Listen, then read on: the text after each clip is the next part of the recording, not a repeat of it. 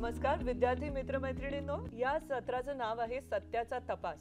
Actually हे जे सत्र आहे ना, ह्याच्यामध्ये 4 भाग आहेत, त्यामुळे आपण 4 भागांमध्ये या सत्रावरती चर्चा करणार आहोत. पराग तांदळे सर माझ्याबरोबर आहेत, तुम्ही त्यांना ओळखतात. तुमचं सर्वांचं मनापासून पुन्हा एकदा स्वागत आहे. तर हे जे आपल्या अभ्यासक्रमाचं हे 10वं युनिट आहे, तुम्हाला तुमच्या पुस्तकामध्ये ते दिसत असेल. आपण मॉड्यूल 2 मध्ये आहोत आणि सत्याचा तपास याबाबत आता आपण चर्चा करणार आहोत. पण मग पुढे जाण्यापूर्वी आपण गेल्या सत्रात काय चर्चा केली याचा थोडासा एक छोटासा आढावा घेऊया. आयुष्यात यश मिळवायचे असेल तर आपल्याला सत्य शोधण्याची गरज आहे का यावर आपण चर्चा केली. आणि जेव्हा आपण जीवनातील यश असे म्हणतो तेव्हा आपण विशेषतः आपला जो दुहेरी नैतिक हेतू आहे, तुम्हाला आठवत असेल, तो पूर्ण करण्याच्या बाबतीत बोलत असतो.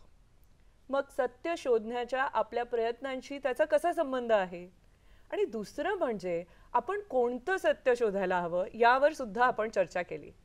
आणि मग सत्याचा शोध घेण्यासाठी आपल्याकडे कोणती साधने किंवा कोणते मार्ग उपलब्ध आहेत त्यावर सुद्धा आपण चर्चा केलेली आहे.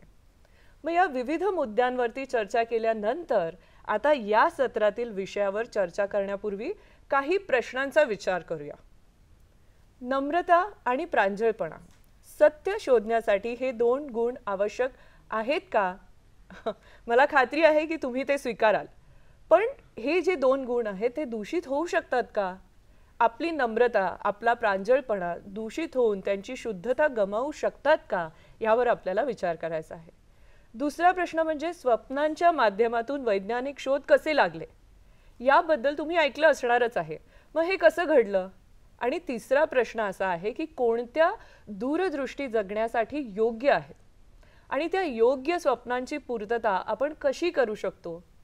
आपली दृष्टी आणि आपले जीवनातील ध्येय किंवा आपले जे मिशन आहे हे खूप महत्त्वाचे पैलू आहेत, जे खरोखरच आपल्याला दिशा देतात, जे आपल्याला प्रेरणा देतात आणि आपल्याला सक्रिय जीवन जगण्यासाठी आणि सत्याचा शोध घेण्यासाठी आणि त्याचबरोबर नैतिक मूल्यांनुसार जगण्यासाठी आपल्याला प्रेरित करतात, आपल्याला उत्साह देतात.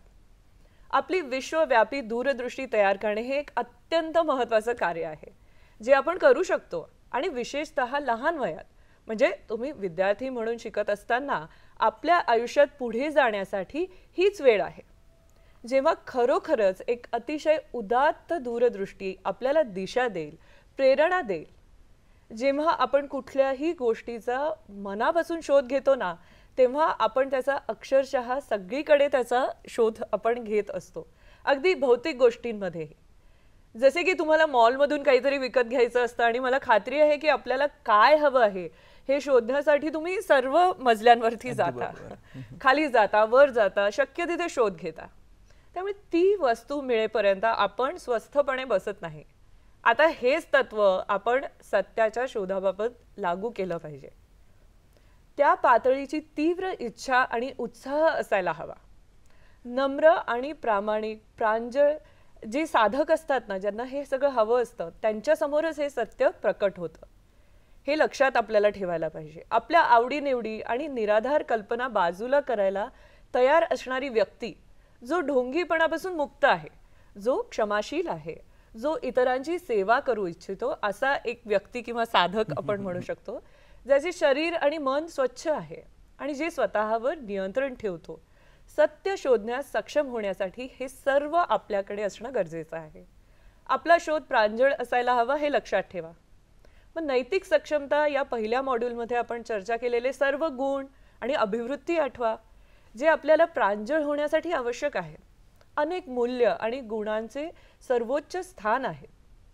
मग सत्य शोधण्यासाठी नम्र आणि निस्वार्थ शोधाची गरज का भासते?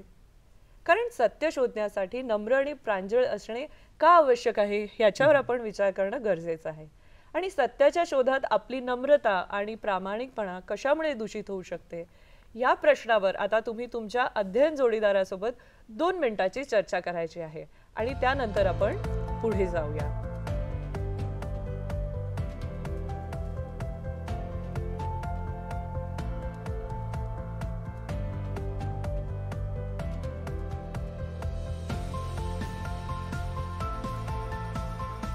ग्रेट. तुमची छान चर्चा झालेली असणार आहे आणि तुम्ही तुमचे मुद्दे पण लिहिलेले असणार आहेत तुमच्या वहीमध्ये.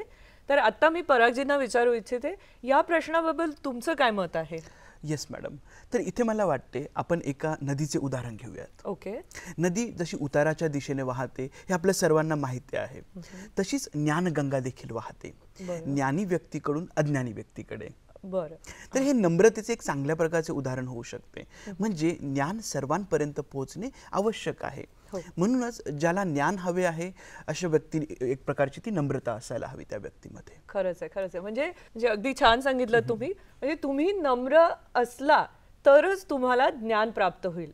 म्हणजे ह्याचा अर्थ असा समजतो आहे की जर तुम्ही नम्र असाल तर तुम्ही प्रत्येक व्यक्तीकडून, प्रत्येक स्त्रोताकडून ज्ञान घेता. पण जर का तुम्हाला तुमच्या ज्ञानाचा गर्व वाटत असेल आणि तुम्ही हवेत उडत राहिला, असं जर आपण म्हटलं की मला सगळं माहिती आहे, तर मग ज्ञान तुमच्याकडे कसं येईल? येणारच नाही, कारण तुम्ही अगोदरच हवेत आहात, वरती उडत आहात. त्यामुळे तुम्हाला वाटेल की मग कोणतेच ज्ञान तुमच्यापर्यंत पोहोचणार नाही, कारण मला सर्वच माहिती आहे. बरोबर आहे? अगदी बरोबर. आणि जर तुम्हाला असे वाटते की मला सर्व माहिती आहे, तर तुमच्या मनाचे दरवाजे बंद होऊन जातात. म्हणूनच आपण जे नदीचं उदाहरण लक्षात ठेवले पाहिजे. अगदी सुंदर असं हे उदाहरण आहे. नम्रता हा पहिला आणि महत्त्वाचा गुण आहे जो माणसाने स्वतःमध्ये विकसित केला पाहिजे, आणि जेणेकरून तो ज्ञान देखील प्राप्त करू शकेल. अगदी. तर मला ना इथे एक छोटीशी, म्हणजे काही अप्रतिम शिक्षकांची आणि विद्वान माणसांची उदाहरणं थोडीशी आठवत आहेत. जेव्हा तुम्ही त्यांच्याशी बोलता तेव्हा तुमचं जे काही बोलणं असतं, तुमचं जे काही म्हणणं असतं, ते इतक्या लक्षपूर्वकपणे ऐकत असतात, जणू काही तुमच्याकडून त्यांना शिकायला मिळतंय असं ते दर्शवतात. ही खरं तर त्यांच्यात असलेली नम्रता आहे. त्यांच्याकडे कितीही ज्ञान असेल, खूप ज्ञान असेल, पण ते कधीच आपल्या ज्ञानाची अशी बढाई किंवा फुशारकी मारत नाही. उलट शांतपणे ते तुमचं ऐकत असतात. तुम्हालाही हा अनुभव आलाच असेल. होय, अगदी बरोबर. तसं पाहायला गेलं तर एक शिकण्याची अभिवृत्ती आहे. खरंच आहे. लर्निंग ॲटिट्यूड ज्याला आपण म्हणतो, शिकण्याची अभिवृत्ती ते त्यांच्याकडे बाळगत असतात. अगदी बरोबर. आणि अध्ययन, ज्याला आपण निरंतर अध्ययन असे म्हणतो, तर खरे तर हे नम्रतेचे एक प्रकारचे लक्षण आहे. तुम्ही म्हणालात जसे की एक ज्ञानी व्यक्ती तुमच्या बोलण्याकडे लक्ष देत असते, तुमच्या कृतीकडेही ते लक्ष देत असते. हो, अगदी बरोबर आहे. मग आता आपल्या सगळ्यांना असा एक छोटासा विचार करायचा आहे की आपली नम्रता आणि प्रांजळपणा कशामुळे दूषित होऊ शकतात. महत्त्वाचा प्रश्न आहे. ह्याच नकारात्मक अभिवृत्तीबाबत आपण पहिल्या मॉड्यूलमध्ये पण चर्चा केलेली आहे, आणि आता या दुसऱ्या मॉड्यूलमध्ये पण आपण बोलत आहोत, आणि तो म्हणजे आपला अहंकार. त्याच्याबद्दलची चर्चा तुम्हाला आठवत असेल. होय, नक्कीच. आपण पुन्हा एकदा अहंकाराविषयी या ठिकाणी बोलत आहोत, कारण ही जर अभिवृत्ती एखाद्या व्यक्तीमध्ये निर्माण झाली तर त्याची मनाची जी दारे आहेत ती बंद होऊन जातात एक प्रकारे. आणि आपण आपल्या जो अध्ययन क्षमतांना एक प्रकारे मर्यादा घालत असतो, आणि आपण नवीन काहीतरी शिकायला देखील त्यामुळे तयार होत नसतो. मग समजून घ्यायला तयार नसतो, कोणाचं ऐकून घ्यायला देखील तयार नसतो. दुसऱ्या कोणाजवळ जर एखादं काही ज्ञान असू शकते, कदाचित आपल्यापेक्षा जास्त त्यांना माहिती असू शकते, आणि जे आपल्या जवळ नाही ते स्वीकारायची आपली मग त्यावेळेस तयारी नसते. मग आपल्याला आपल्या आवडीनिवडी, त्याचप्रमाणे ज्ञान संपादन करण्याच्या ज्या क्षमता आहे त्या प्रदूषित होत असतात. मग आधार नसलेल्या कल्पना जर मांडल्या गेल्या तर मी ते आणखी एक नकारात्मक अभिवृत्ती या ठिकाणी जी म्हणू इच्छितो ती या ठिकाणी निर्माण होत असते, आणि ती सुद्धा अहंकाराचाच एक प्रकारचा भाग आहे. आणि दुसरी एक महत्त्वाची गोष्ट आहे ती आहे नावलौकिक. ही आपल्या ज्ञानामुळे, आपल्या योगदानामुळे, कोणत्याही कारणाने असू दे, आपल्याला असे वाटते की मला सर्व माहिती आहे. बरोबर आहे, मी सर्वज्ञानी आहे. आणि जेणेकरून ज्ञान संपादनाचे जे मार्ग आहे ते आपणच बंद करून घेत असतो. खरंच. आणि मग मीच सर्वांना चांगला, मीच बेस्ट आहे, अजून शैक्षणिक पात्रता, प्रदीर्घ अनुभव, या गोष्टी सुद्धा आपल्या प्रांजळपणा आणि नम्रतेला एक प्रकारे दूषित करत असतात. आणि मग सत्याचा ज्यावेळेस आपल्याला तपास करायचा असतो, शोध घ्यायचा असतो, त्यावेळेस हे अडथळे निर्माण होत असतात. इथे आपण या व्हिडिओच्या शेवटी आलेलो आहोत. Thank you so much. कारण की आपण नम्रता आणि प्रांजळपणा या दोन गुणांबद्दल बोललो जे सत्य शोधण्यासाठी आवश्यक आहेत. केवळ शब्दात नाही तर कृतीत सुद्धा नम्रता आणि प्रांजळपणा असणे आवश्यक आहे. तर प्रिय विद्यार्थी मित्रमैत्रिणींनो, इथे आपला जो भाग 1 आहे या सत्राचा हा संपलेला आहे. आता पुढची जी चर्चा आहे ती पुढच्या सत्रात करूया. लगेचच भेटूया. धन्यवाद.